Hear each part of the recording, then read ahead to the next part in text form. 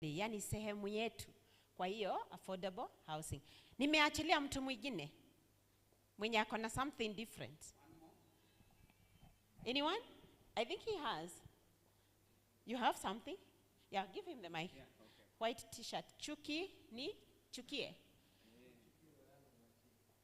Oh, chuki ni chukie roho yangu niwaachie. Oh, wow. Okay. Anaitwa Masharia. He came much earlier. He came much earlier. Okay, thank you.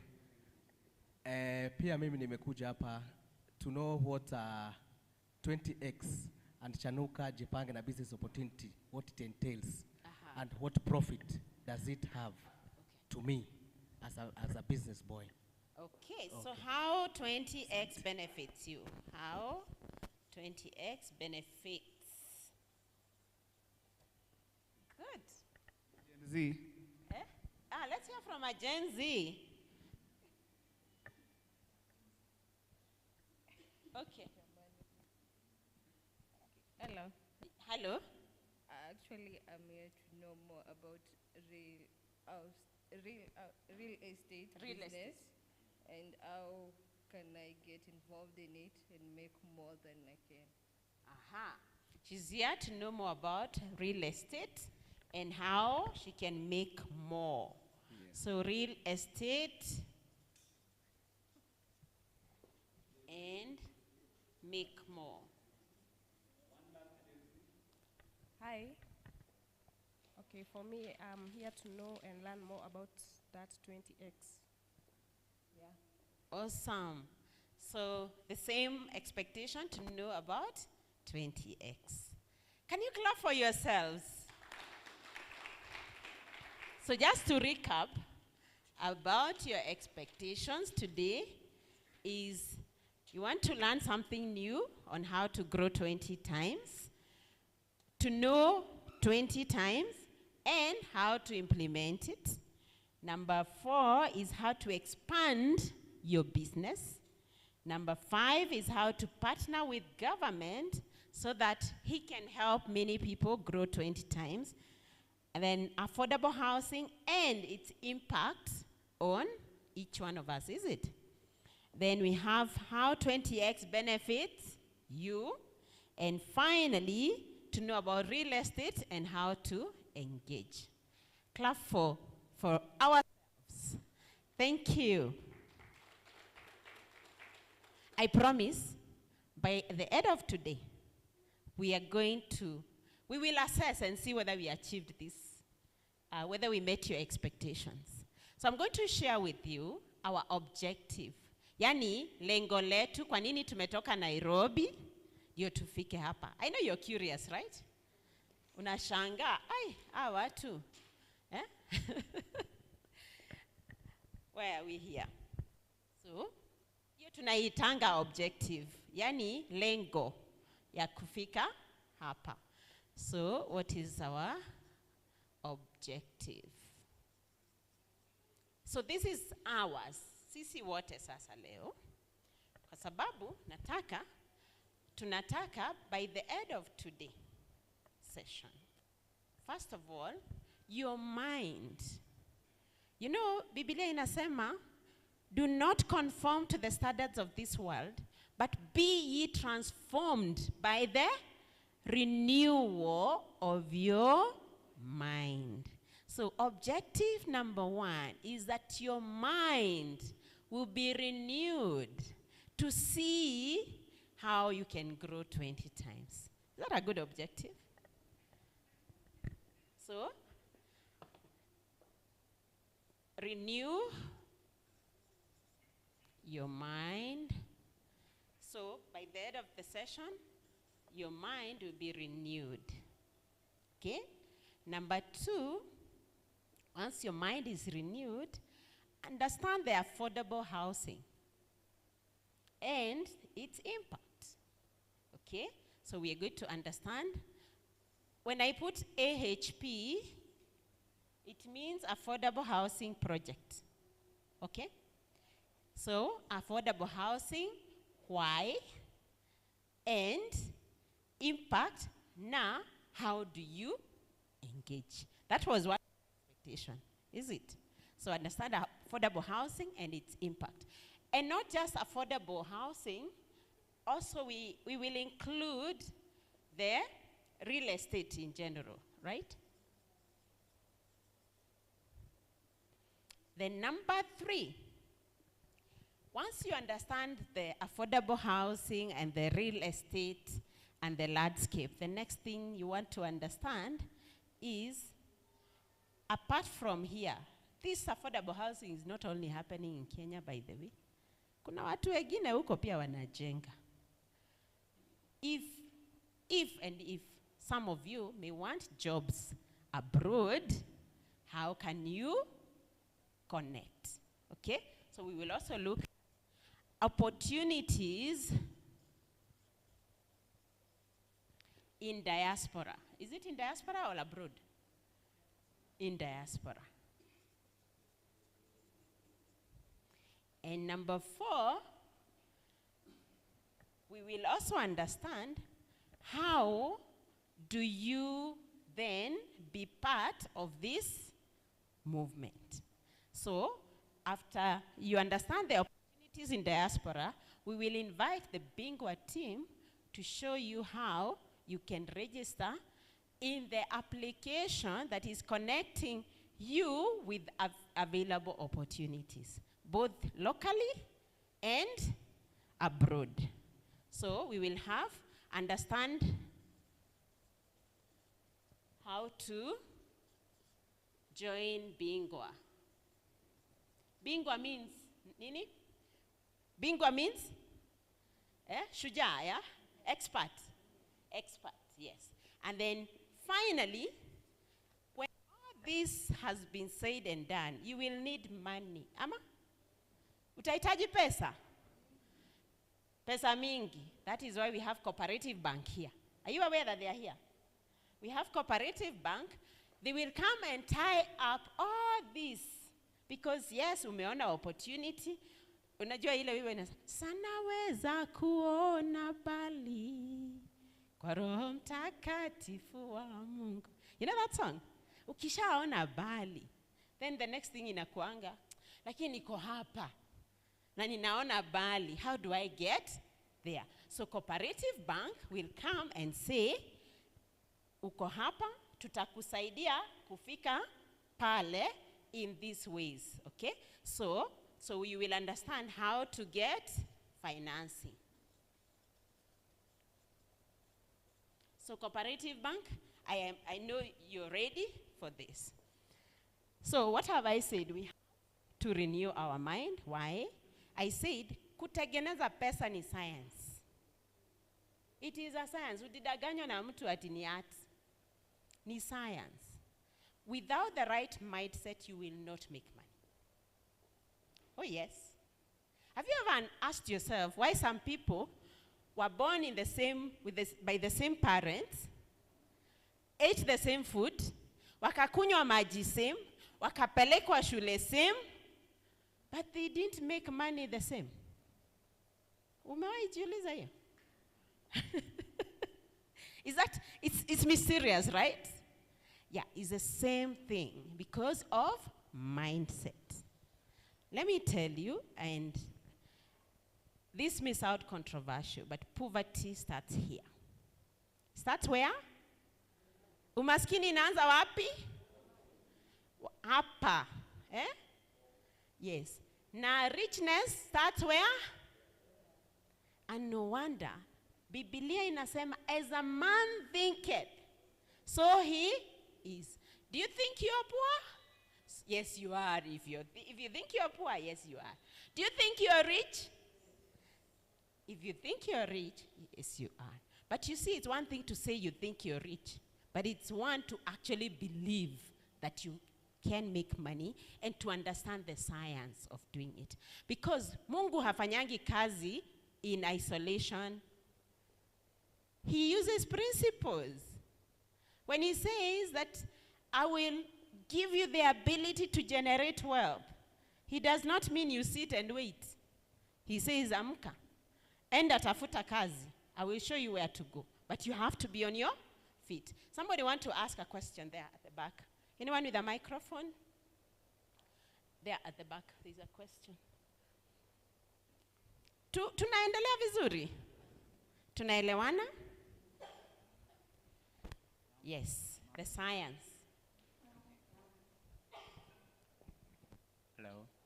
Hi. Do you have a Muslim here? Do we have a Muslim in the house? Anyone? Not yet. Maybe the others who are coming. Yes. Thank you, because you said we are Christians. Thank you. Okay. Did we say we are Christians? And by the way, these principles are also in the Quran. Usidaganyike. These principles are God's principle. And even the non-believers, when they apply the principles, they make the money. So, unto you, if you're a Christian and you're not applying the principle, thinking that Mungu atakuja akufanyie. In our company, 20X, tunasemanga, there's time to pray, and there is a time to act. Tunaomba tukiendanga. Usikae tu hapa kwa maombi. Because the prayer is answered. He says, and whatever you shall pray, believe it has been answered. So, bonda unaendelea bado hapo, amka, tuende job, okay? So these are the objectives. Are we clear on this? Are these good objectives? Are they going to meet your expectations? They will. So I just want to lay ground for my colleague, Michael. Amejiita Archangel. And I want us to understand, unajua tuliambiwa, at least time yetu, siku hizi Gen Z wanaambiwa something different. No wonder, hatuwaelewi. Because vile tulilelewa tuliambiwa, soma kwa bidii, ufanye nini? Upate kazi mzuri, ndio nini? Uishi maisha mazuri. Si tulisoma. How many people wamesoma na hawana hiyo kazi mzuri? Si ni wengi? So walitudanganya? Watu walitudanganya. Yes. You know why? Do you know why they were doing that? Because at that time they wanted to produce workers, not thinkers. It's a system. Okay? Then by the time tulimaliza tukapata ground imeshift. Inataka thinkers, not workers. So tukajipata hatuna kazi. Alafu tuna struggle kufit in, kufanya entrepreneurship. Why? Hatukufunzwa at you can create the jobs. Tulifunzwa tutapata zimecreatiwa. Are you getting the point? So why am I speaking about this? I want us first to appreciate who we are. How many plumbers do we have in the house? Plumbers in the house? Plumbers are awesome. Electricians in the house? How many electricians? Good. How many? Niambiani hao wengine.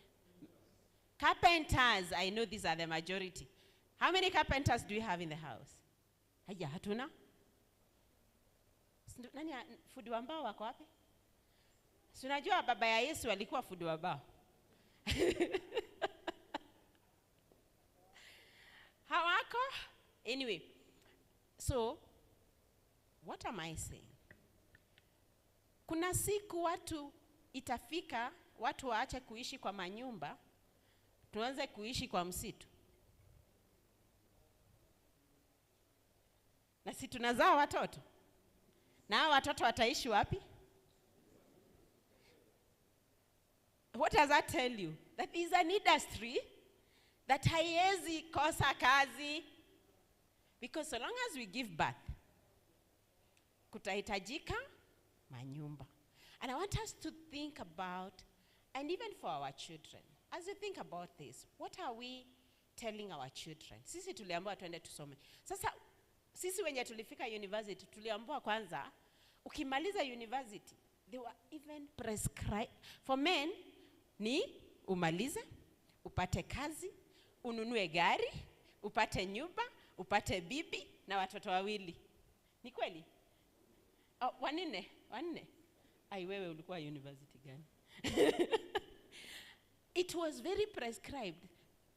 I don't know, women hatukuambiwa tufanye nini. I think we were just supposed to wait to be married. By the hakukuwa na prescription for women. Ama ilikuwa? Oh, kazi yetu ilikuwa kuwasaidia. Hii society yani haina balance. That wanaume walikuwa na maliza, pata kazi, nunua gari, nunua nyumba, tafuta bibi, akuzalie watoto. And that's it. So kazi yetu tulienda shule nao ndio tuwazalie watoto. Anyway, na tulikubali.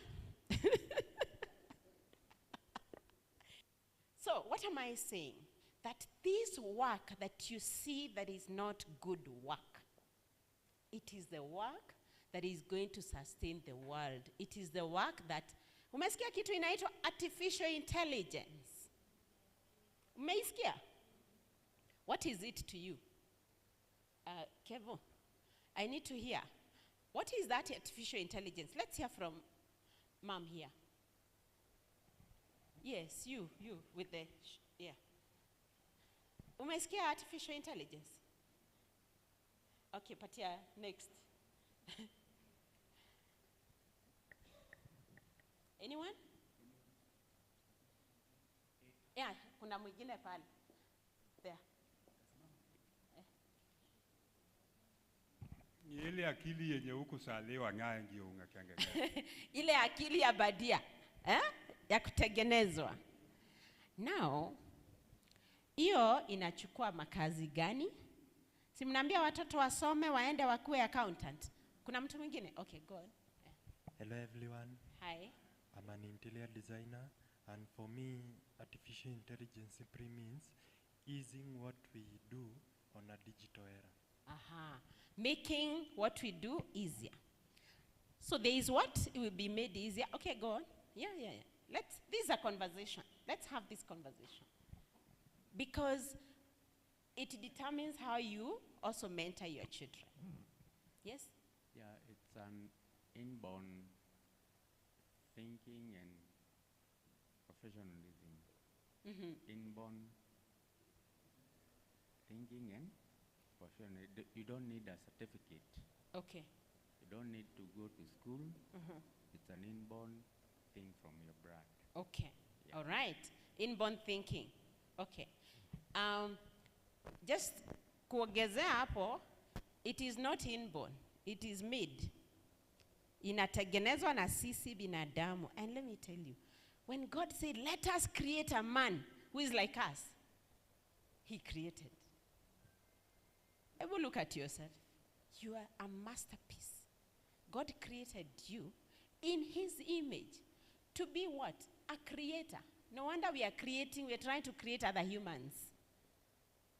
Si unaona walijaribu kujenga the Tower of Babylon, and Mungu akaangalia akajua, awa, wakiendelea hivi, watanifikia. Tukaharaganyo. That is what humans can do. We have so enormous capacity to build, to create, and also to destroy. It's both. Equally. Okay? So, when you are advising your children, please think again. Before waambie, tafuta ile course iko na kazi. I am here to declare and decree, hakuna course iko na kazi. Hello? It is them who must be marketable. Hakuna course iko marketable. Apart from plumbing, apart from electricians, apart from semeni hizo, carpentry, welders. Now, those are the marketable courses. Na mnatuma watoto wakasoma nini? Anafanya accounting. Accounting is automated. I don't need an accountant in my office. I don't have one. Because I do not need one. You'll only need very few accountants because that is automated. AI can do it better than a human being. Hello? My son is now turning 18. Na tumekubaliana akimaliza, the first thing atafanya ni welding. Eh? Yes, atafanya welding kwanza kabla aende university. You know why? If mtoto hana course yenye, ati?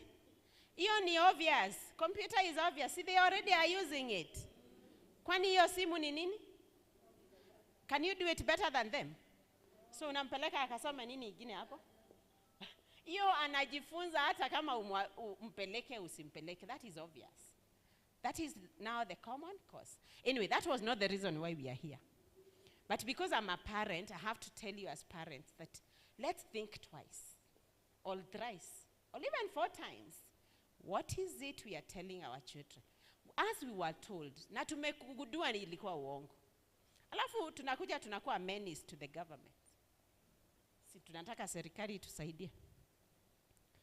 And you know that government doesn't create jobs. Does it?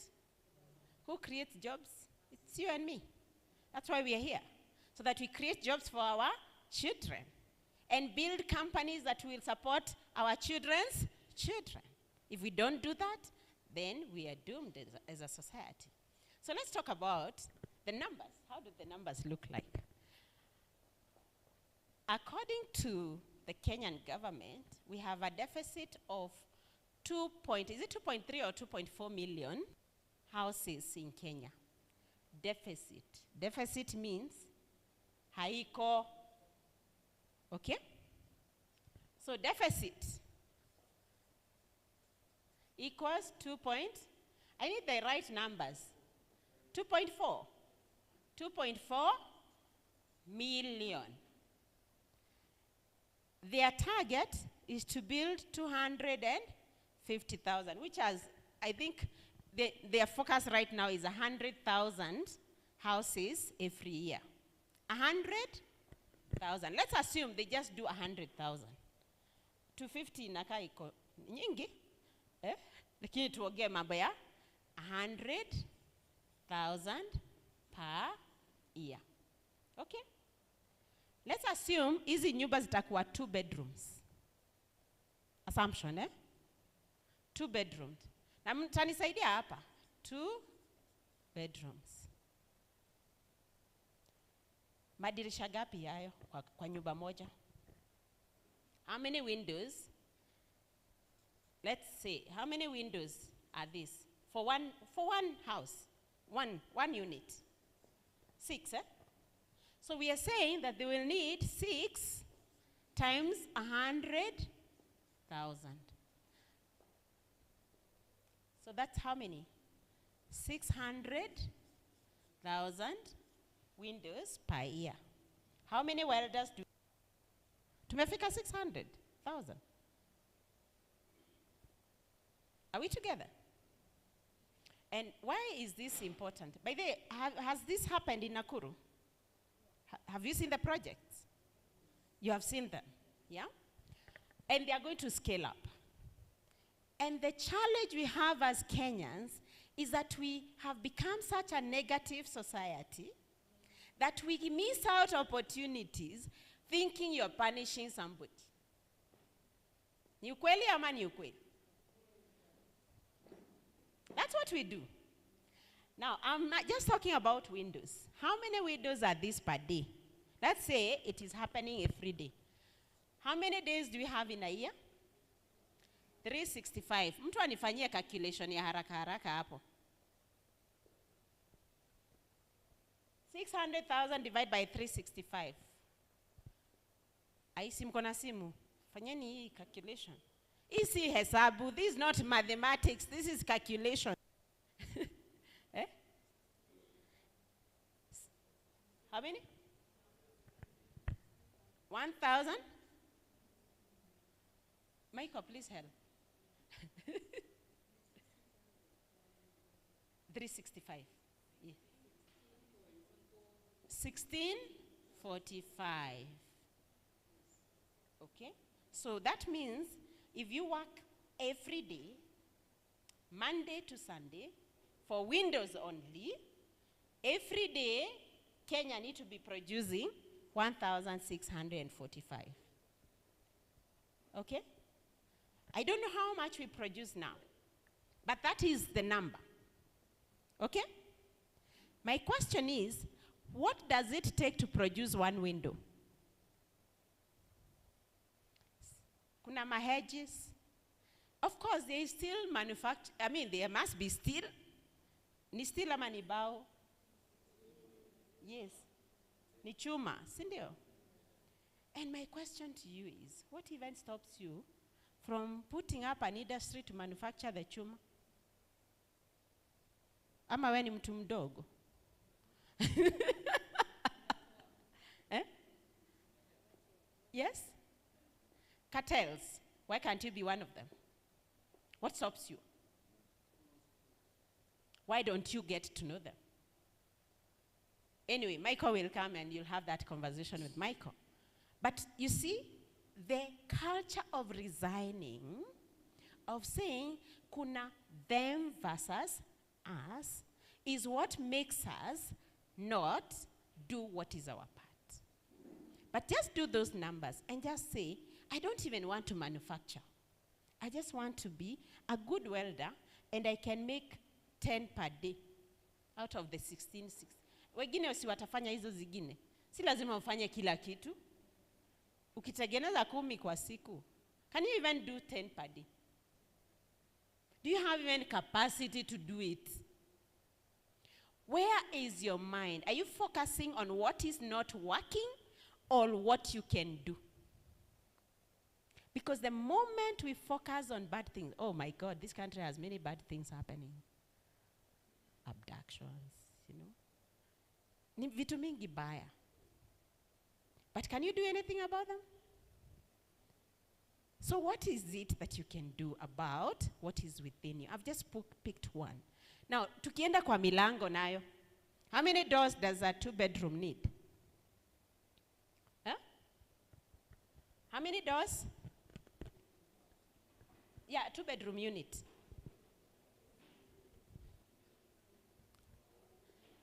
Doors. This per day.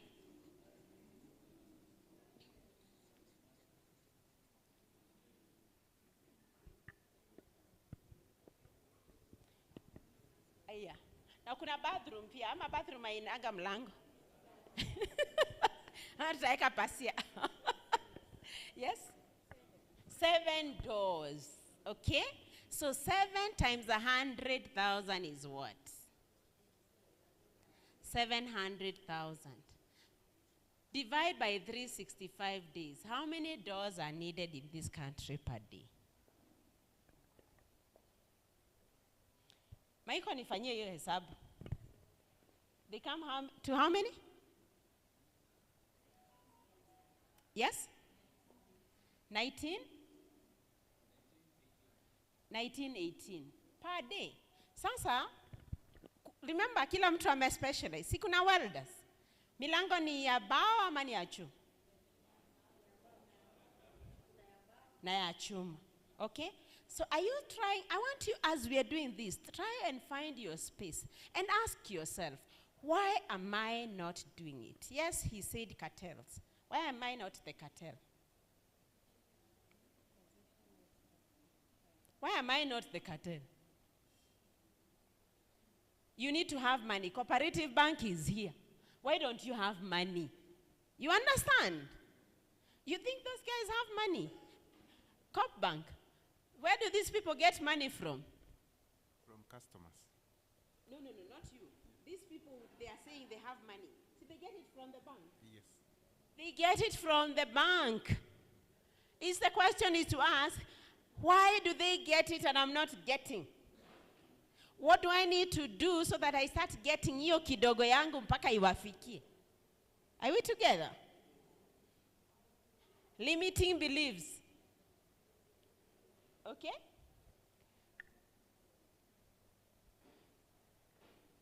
All right? Are we together? I want us to open our minds and see these opportunities. Okay? Aya. Hizo ni milango. You said you are doing welder. Unatengeneza gapi kwa siku? Sahi.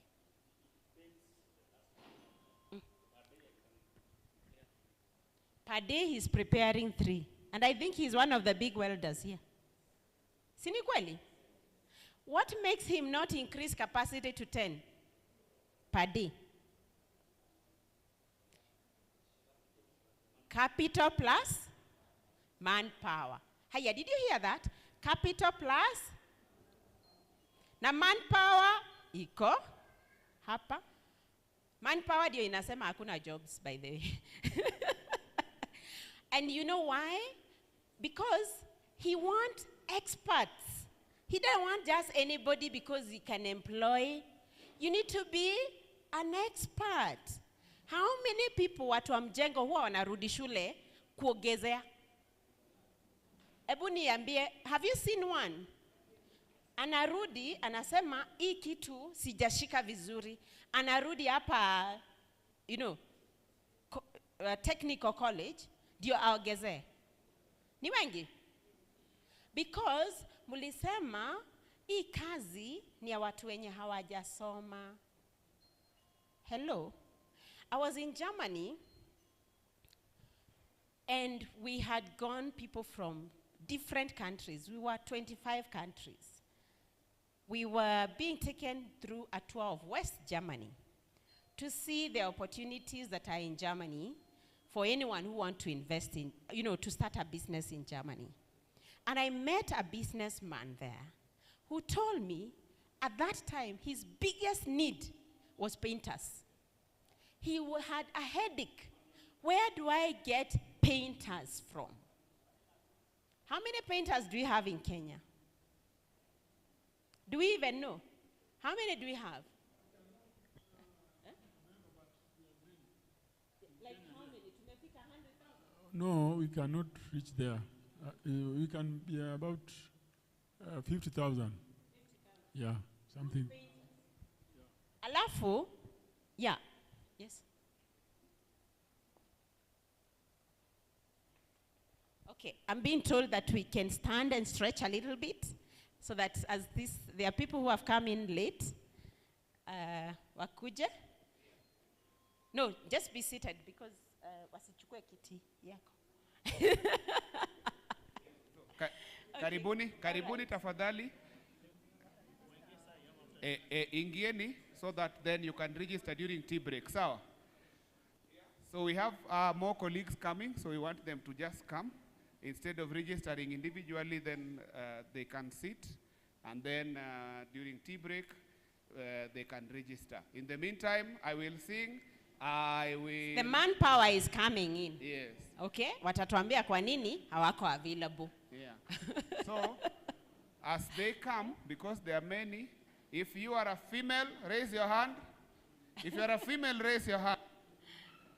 If you are a male, raise your hand. All males in the house, raise your hands. If I say fishers, all the females, you rise. If I say men, all the males, you rise, okay? Fishers. The female, fishers, you rise, you stand up. Fishers, you stand up. Fishers, you stand up. Fishers, all females, stand up. Okay, sit. Men, stand up. Men, stand up. Fishers, female, stand up. Men, sit down. Fishers, female, stand up. Men, stand up. Female, sit down. Yes. So nitaimba hivi. I will make you fishers of men. Fishers. Okay, now ukisikia fishers, female, unasimama. Men, sit down. You can't be fishers and men at the same time. I will make you fishers of Fishers. Fishers. I will make you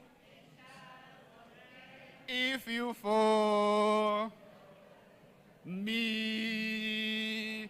If you Lord, if you me, I will make you.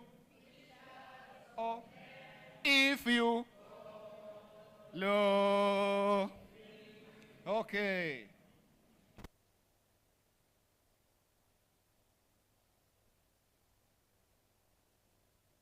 We settle down. Tutarudia tena. Mmefaa hiyo inaitwa tizi. Inaitwa? Hiyo ni tizi. Okay. Okay, silence, Eunice.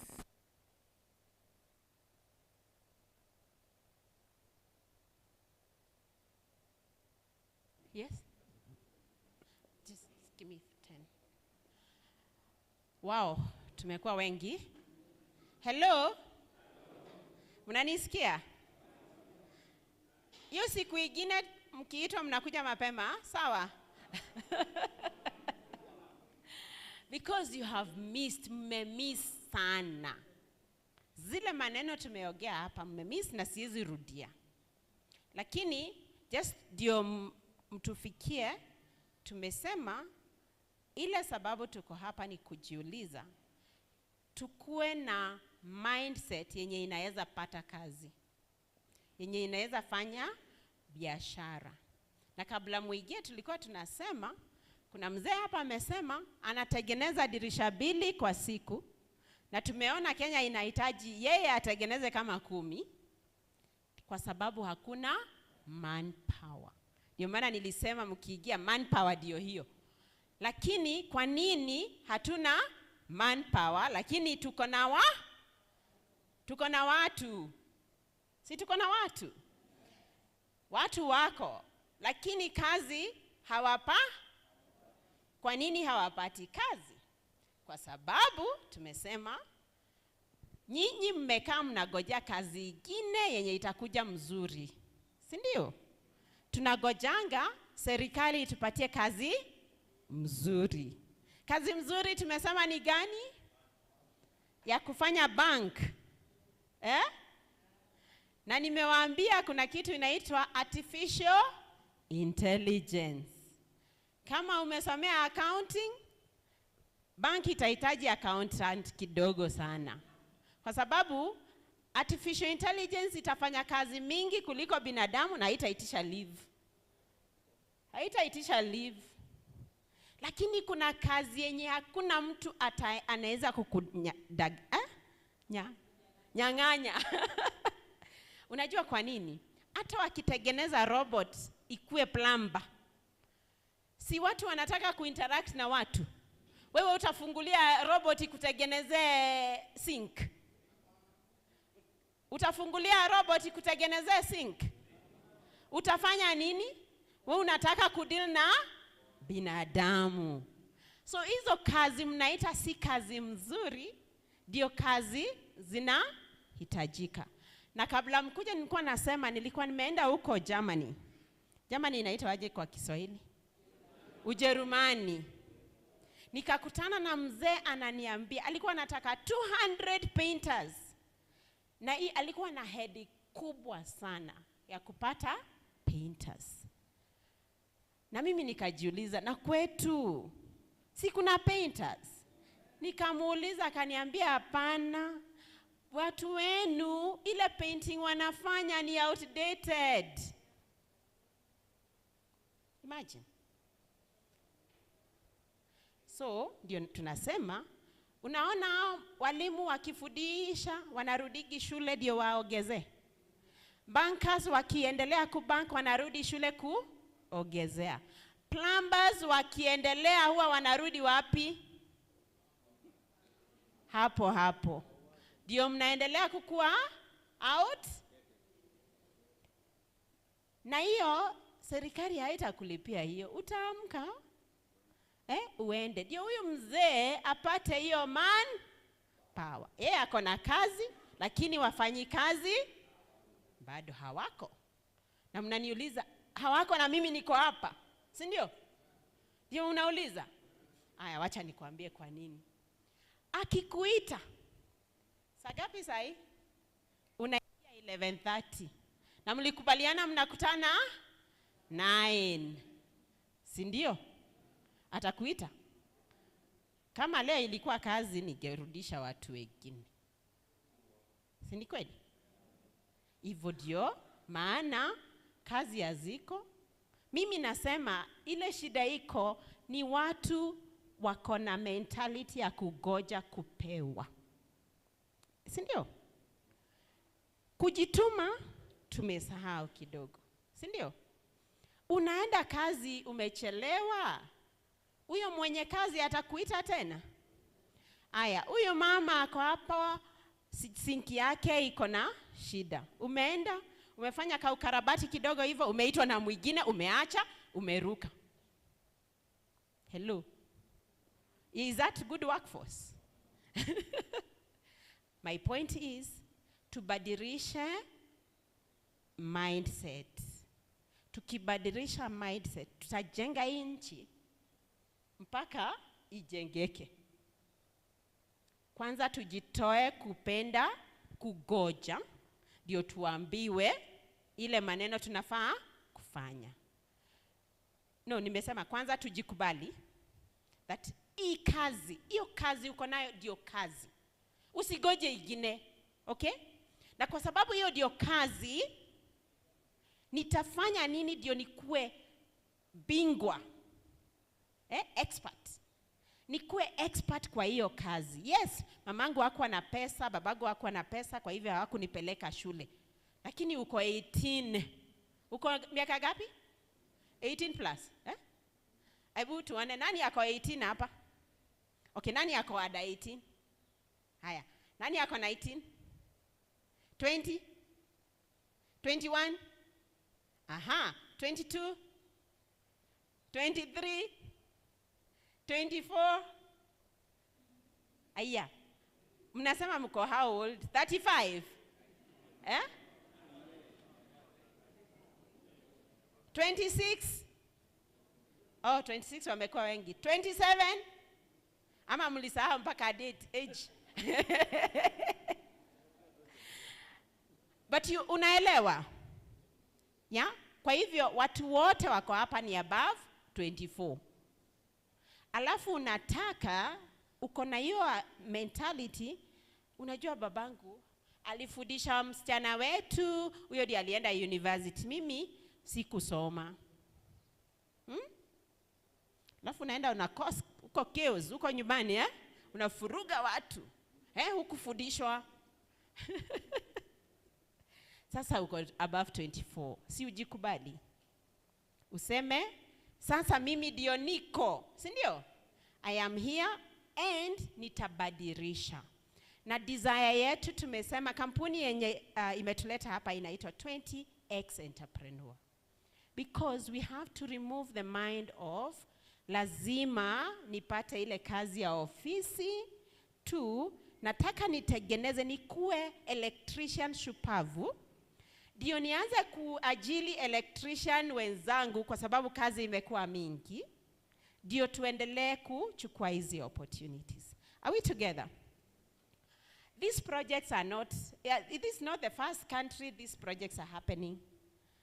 Mtu asiwadanganye. Singapore, affordable housing projects. Si tunasamanga Kenya ingekuwa Singapore? 90% of Singapore citizens are housed in the affordable housing sector. And it's still the same, private-public partnerships. Are we together? Na wewe ni mwanabiashara. Wewe unaamkanga, unajitegemea. Fikiria, how do I access these opportunities? Okay? And Michael will take you through that. And then the other places, South Africa, they have done similar thing. In fact, the PS for Housing was implementing this project in South Africa. Did you know that? Now you know. Hiyo tunasema, hash hash. My point is, you and I have to make this work for ourselves. Let me tell you something. Government cannot be good government if you have no money in your pocket.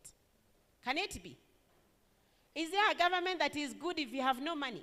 It can't be. But we can make sure that any opportunity, ukisikia watu wana complain, jiulize, by the way, kwa hiyo complain, kuna kitu hapo naeza pata? Because we entrepreneurs, are you entrepreneurs? Ama ni mimi tu peke yangu? If you are an entrepreneur, if you see yourself as an entrepreneur ni mtu anaanzisha, anasema, nitaanza hii kabiashara, nitaajiri mtu, ndio tufanye kazi. Anyone who is here who feels they are entrepreneurs? Raise your hand. Great. Now, let me tell you the mindset of an entrepreneur.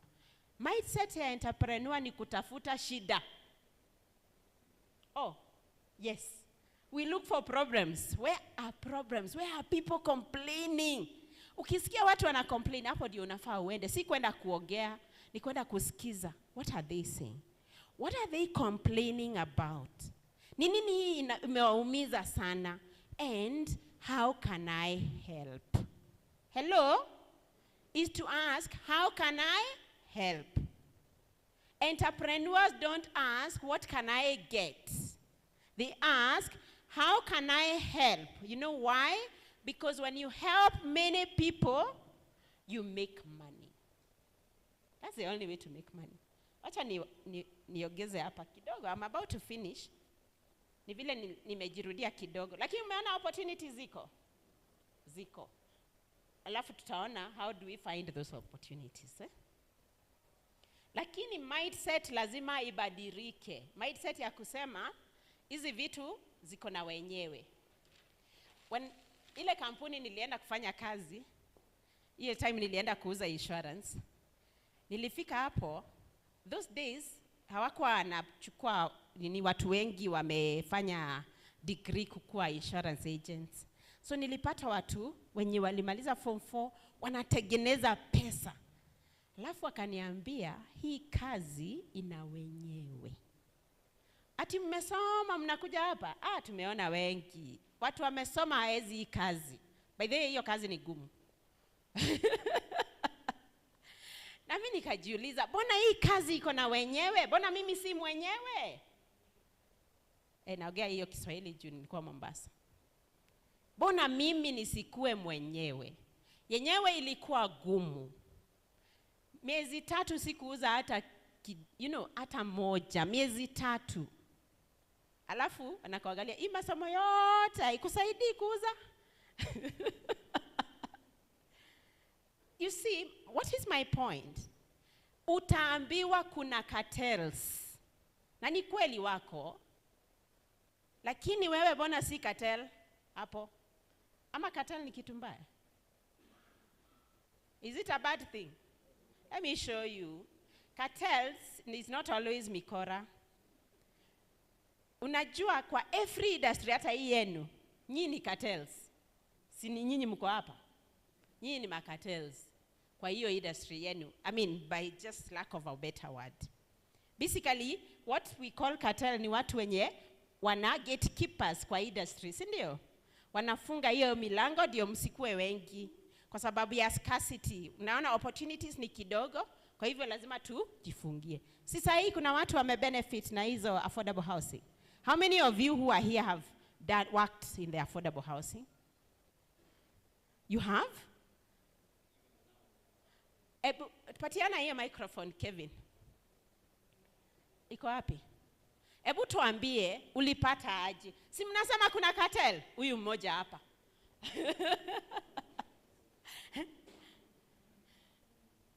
Yeah, give us just a little bit. Yeah. Okay. God is good all the time. What happened?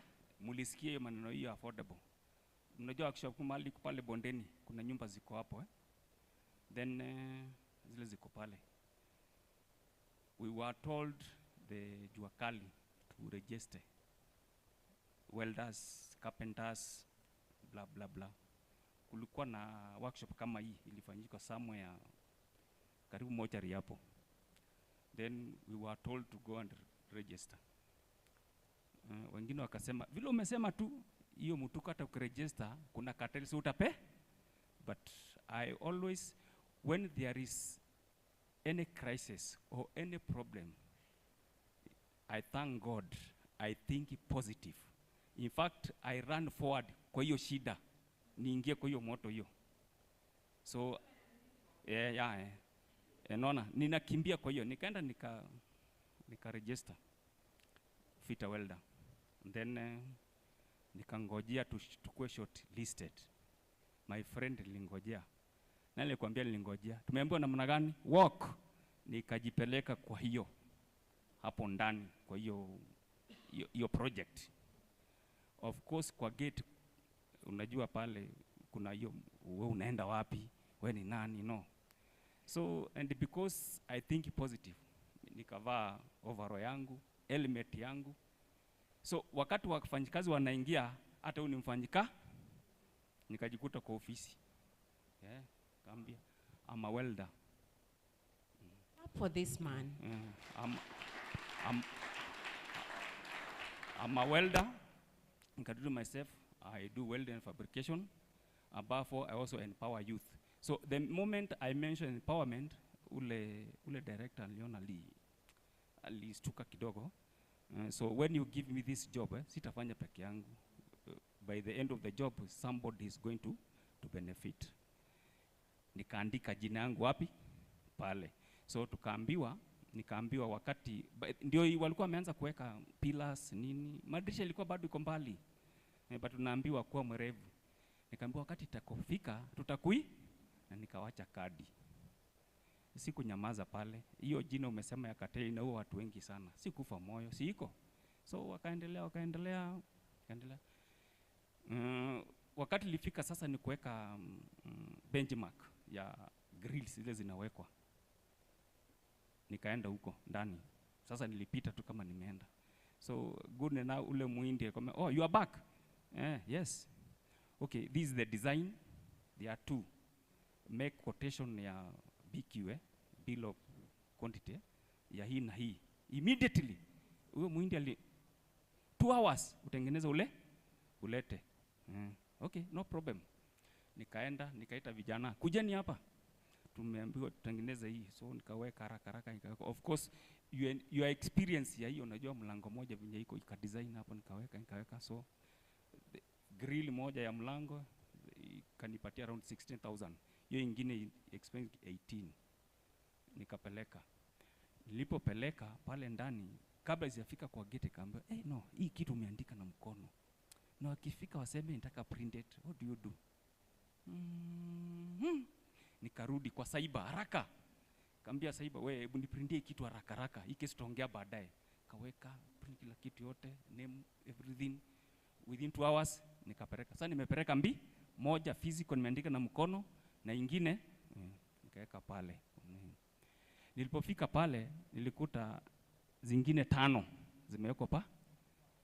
But I prayed, nikaambia Yesu, I want to capture this. Nastaki yote, nataka wote wapate wakiwa 5 because zile nini there are 14 blocks. There are 14. Niambia Mungu nipe tu moja tu because if I get one na moja iko na 40 houses. Hiyo bedroom 2 iko na milango 5, 3 bedroom iko na 7. But hii ni ya chuma, tunaweka tu ya entrance peke yake na grills ndani. So nikisema ni 14, hata nikipata nyumba 2 no problem. My aim is, wanasema ingiza nini? Ikiingia tu hivi bas. And because I trust my quality, because nilijua I trust my quality, nikamwambia viatu ingie tutengeneze. Katengeneza nikapeleka. So when I took it inside, hiyo yangu ilipopeleka, ambia sasa weka hapa, wengine pia walete, we compare. Compare the, but nilipoona hizo zingine zote by look of hands, ninajua kama ni gauge 18 standard, gauge 16. So yangu ilikuwa gauge 18 standard. Au wengine walikuwa wanatengeneza gauge 18 ya kawaida. So by look I knew hii itapita. So wakakuja, kaangalia kila kitu yote, ambia my friend, yes, imepita but you are too high. Tuwe namna gani? So let us sit down, let us have negotiation. Yeah. Unajua sasa hakuna kuachilia. Tunaambia ushike kabisa. Wakakuja. Vile tu mmesema hiyo jina ya cartels. So I came to discover hiyo na mtatusaidia kabisa kwa hiyo housing kabisa, because the same contract ule muindi ndio bado anataka kutunyima hii kadogo hii. Naona ameshika hiyo the buffalo hiyo yote na hii mkia bado anataka bado. Naona sababu ako na watu yake, naona but kwenda kapiga. Sasa after 3 days walipoweka hizo grills, thank God, if you purchase the house, now the customer has got the power, hiyo pesa yake. Sema, must I take this? I have, niko na welda wangu. Now hiyo power sika katanji katika. But yeah, this one, not bad. So, kambia chukua namba huyu mpigie. Jamaa kanipigia. Tulipokuja tukakaa chini, kaangalia, kasema boss, sina shida. Yeye alinunua nyumba 3. Kambia huyo welda wako mpatie 2, mimi nipe 1. Please. Akampigia simu tukiwa pale. Ya kwanza, ya pili akawa my friend, you must be brave. Chukua yote. That's what I did. That's what I did. Him. Now, after now fabricating, now the contractor, si yako na engineer wake, they have to come and inspect. And hizo nyumba wakati metengeneza unaambiwa, if you fracture the wall, my friend, uta repair everything. And because I'm a general fitter, so niliweka knowledge. Vile umesema tu, I went further to study how to fit. For your information, mi ukinipatia kazi na kuambia maliza kila kitu, finish, I will not fracture your door. Natumia vitu zinaitwa robots. Standard, hakuna kuja nigonga ukuta, hapana. Measurement, that means the measurement lazima ukue perfect. If it is 36, it should be 36. Kwa sababu already wall imemalizi. So mimi nilikuwa naingiza bono yangu na kufungia na robots. Inakuwa strong. Ni ile bolt, ni ile kufunga na machine. Basi, that man, I will never forget him. Alikuwa ni Mwarabu somebody. From there, ni ile kitu naitwa referral. Referral. You want to be put? Enda kwa huyu. Enda kwa huyu. Enda kwa huyu. Enda kwa huyu. Until I won the power of the contractor. Walikuja contractor? No. Take this person. Ndiye ameweka hiyo. Nasikia hiyo kitu. You see, no.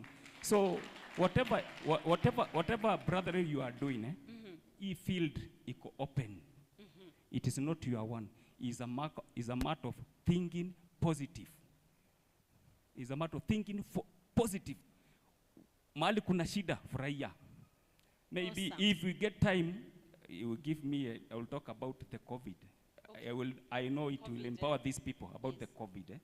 When you are say about the COVID, even you don't know where you are, isn't it? Yes. You can imagine the president say we cannot do anything. We are locked. Yeah. Now we are depending on the universities to show us. But here I am. Yeah.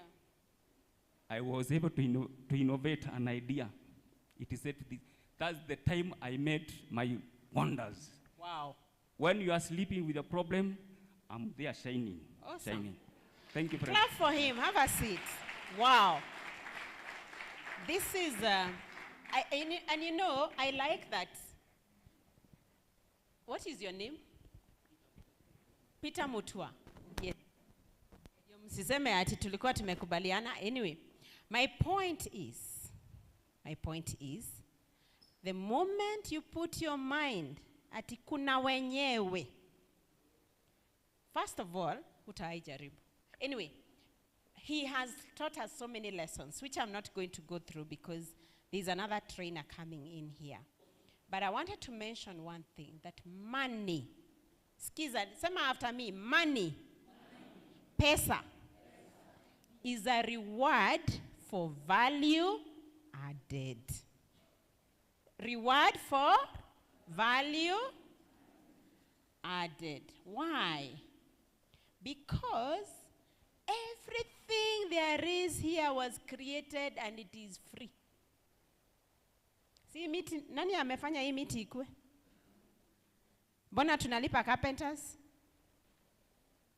Na bao ni za Mungu. Miti ni ya Mungu, si ndio? Lakini kuna mtu anakuja na power so. Anafanya nini? Tunamlipa kwa nini? Kwa kukata, si kwa sababu ya kugrow mti. Kwa sababu ya kukata. Mwingine anakuja anachukua hiyo mti anatengeneza nini? Meza, si ndio? Tunamlipa kwa sababu ya kutengeneza nini? Because trees will grow. Si ni za Mungu, they are free. Maji ni free, si ndio? Mbona tunalipanga wenye wanatuuzia maji? Kwa sababu wameenda either wamedigi hiyo borehole ndio wapate hiyo maji mahali iko, ama wameenda kwa msitu wameleta maji. Wengine wanaenda a step further, wanaiweka kwa chupa ndio ikae mzuri. Basically ninasema ukitaka kutengeneza pesa, fikiria ni nini ninaweza fanya ndio nisaidie watu wengine ndio wanilipe. Lakini tunakaanga hapa tunasema mimi nikapewa. Unapewa na nani? Even your mother will not. Ama mama yako anaweza kukupatia vitu tu kwa bure after you are 20. Si yeye pia anagoja. Are we together?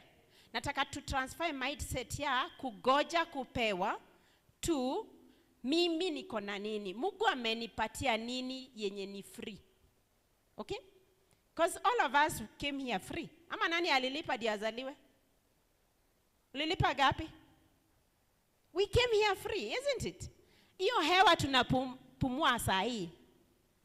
Tumelipa gapi? How much is it? It is free. Lakini ukienda hiyo hewa upewe hospitali, unalipa nini? Mtu mwenye amechukua hii hewa ya bure ya Mungu ameweka kwa chupa ndio akupatie saa ile huwezi breathe. Haumlipi kwa sababu ni hewa, unamlipa kwa sababu ameweza harness, ameiprocess.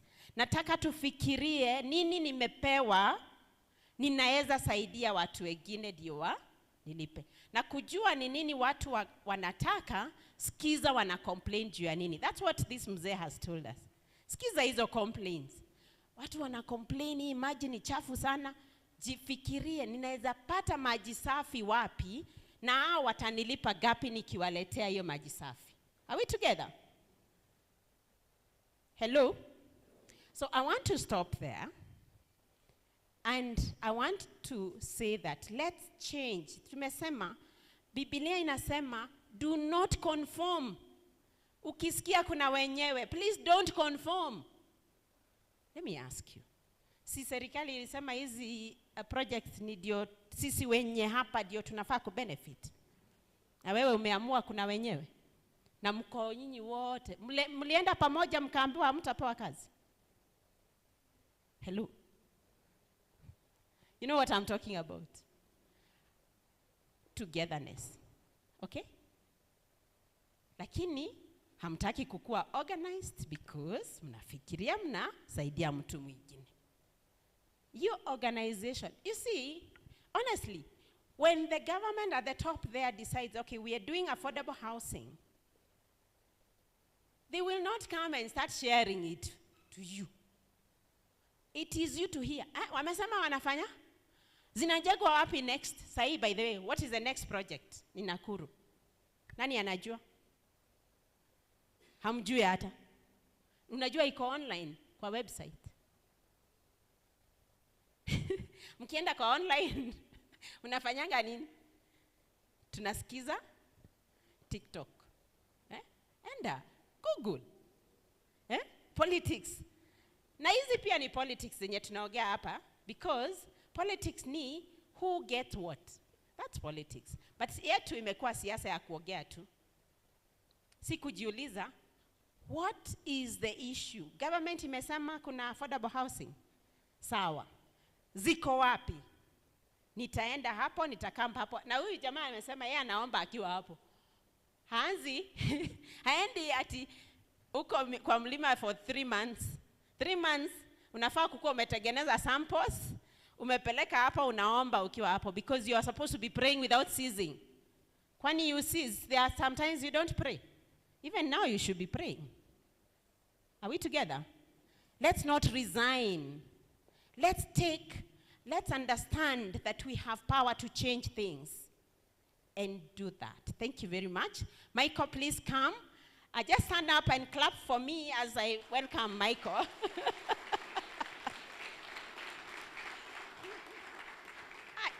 Surely, hamwezi simama?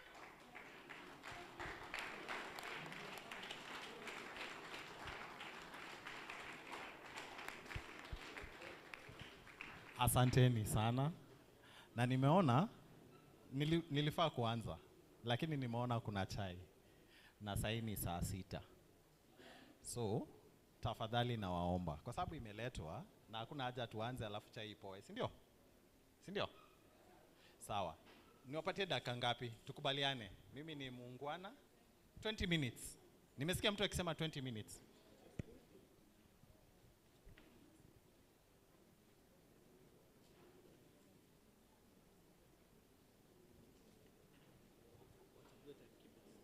Haya. Na sasa kuna wale wamekuja tu saa hizi, si ndio? Wako hapo nyuma. Na waja register. Ningetaka wale tulikuja mapema, kila mtu itatosha kila mtu. Tukubaliane, si ndio? So, wacha niulize wale walikuja na najua wako hapa mbele. Tuanzeni, alafu wao wengine tutawafuata, si ndio? Sawa. 20 minutes yake ndio tuchunge masaa, si ndio?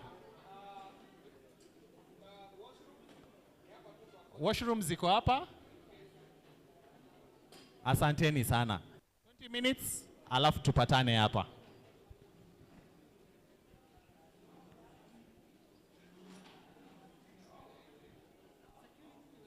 Mimi hata sitoki.